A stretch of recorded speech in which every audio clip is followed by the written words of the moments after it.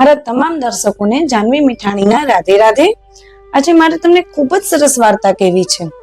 એક બજારમાં બે હોટલો બાજુ બાજુમાં, બંનેમાં સરખી વસ્તુ મળે, સમાન મળે, કોઈ જાતનો ફેર નહીં, છતાં એકમાં ભીડ સમાય નહીં અને એકમાં કોઈ ગ્રાહક આવે નહીં।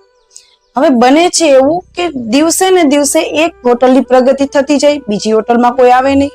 હવે એ બન્યું એવું કે બંને હોટલના માલિક એક દિવસ બાજુ બાજુમાં બેઠા ત્યારે વાત કરી કે તારે ત્યાં લોકોની ભીડ સમાતી નથી અને મારે ત્યાં કોઈ આવતું નથી, એવું કેમ?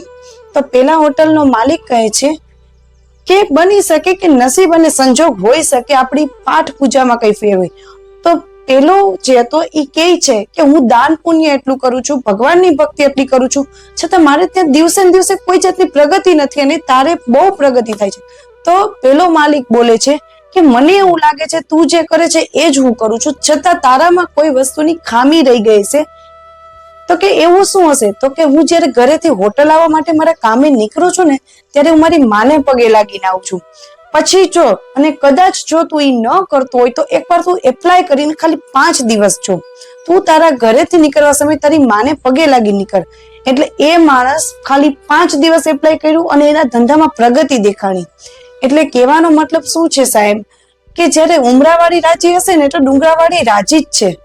આ વાર્તાની આપણને શીખ શું મળે છે ખબર છે? દાન પુણ્ય ભલે આપણાથી ન થાય, પણ આપણી માને ઘરમાં આપણે રાજી રાખી લઈએ ને તો પરસોત્તમ મહિનો શું આપણા 12 મહિના સુધરી જાય છે। એ સાથે જાનવી મીઠાણીના રાધે રાધે।